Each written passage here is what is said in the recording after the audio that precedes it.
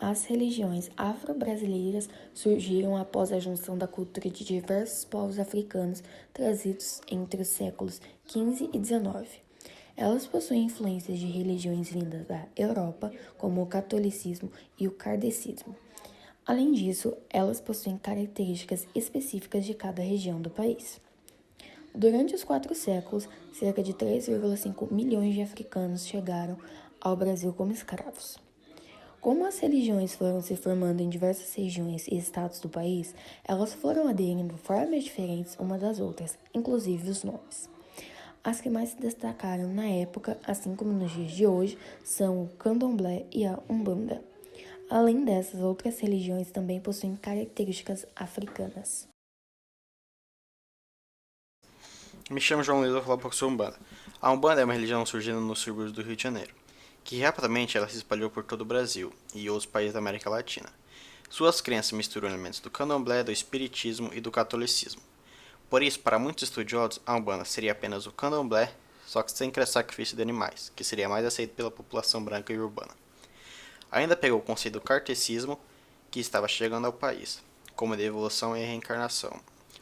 Os pontos em Umbanda são cantigos para louvar, chamar e se despedir do Orixa e entidades. O local para a realização das cerimônias do Umbanda chamam-se casa, terreiro ou barracão.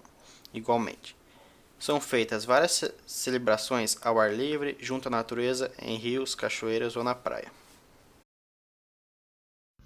A quimbanda, uma modalidade de culto afro-brasileiro habitualmente apresentada como uma mera inversão ético-moral da Umbanda.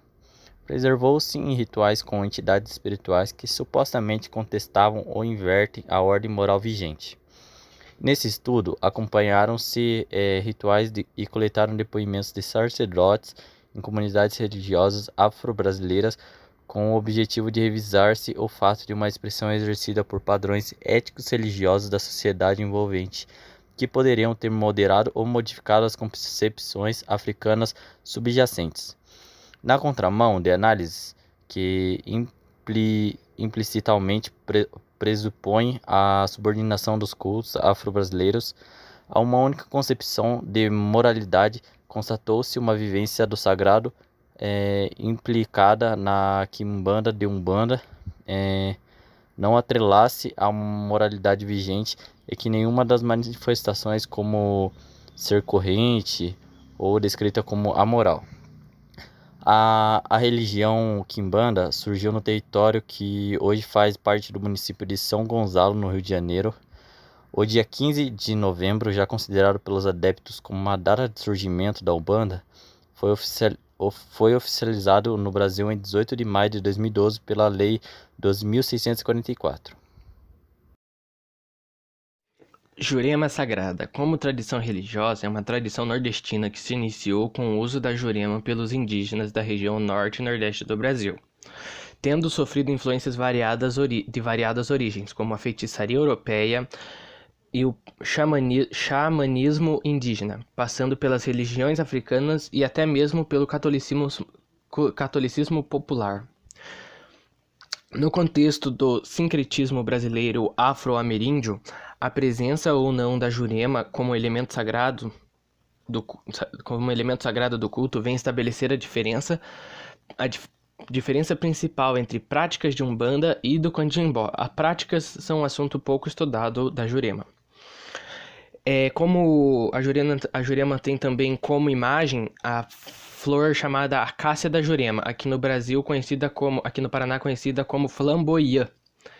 E o culto da jurema é um culto um tanto que diferente. Cada culto é um culto diferente. Para resumir, eles pegam pedaços dessa acácia, tomam banho com esses pedaços, fazem chás, fazem roupas, fazem acessórios.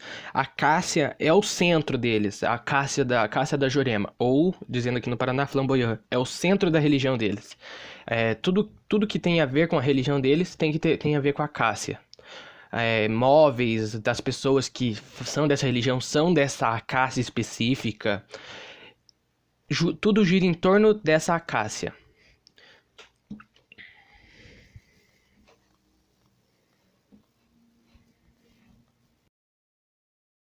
meu nome é Vitória e eu vou falar sobre o candomblé. O candomblé é uma religião que surgiu na África e tem mais de 5.000 anos de existência, e o seu nome candomblé significa dança. Nela são cultuados os orixás, que são seus deuses. Cada orixá tem sua história, sua natureza, seu instrumento, sua cor, seu dia da semana, até seu alimento. No Brasil são cultuados 12 orixás, mas na verdade existem centenas. Durante o Brasil colônia, os devotos ao candomblé acabaram sofrendo com o sincretismo, onde eles foram obrigados a seguir a religião católica. Porém, eles fizeram algumas mudanças, mudando algumas imagens de seus orixás por alguns santos. Um exemplo deles é a Ave Maria com a Iemanjá. Então, eles nunca deixaram de cultuar seus orixás, apenas mudaram as imagens deles. O local onde ocorrem os cultos se chamam terreiros. Pode ser pequenas chácaras até grandes fazendas, depende do culto que está ocorrendo. E também não existe apenas os orixás, mas também outros espíritos. Porém, apenas os orixás podem se comunicar às pessoas e não pode dar conselhos ou coisa desse tipo, apenas bênçãos. Outras coisas ligadas a ela são os pais de santo, como seriam seus guias. Eles vão te guiar até você saber qual é o seu orixá. E cada pessoa tem o seu orixá, a sua cor, a sua representação do que poderia ser no candomblé.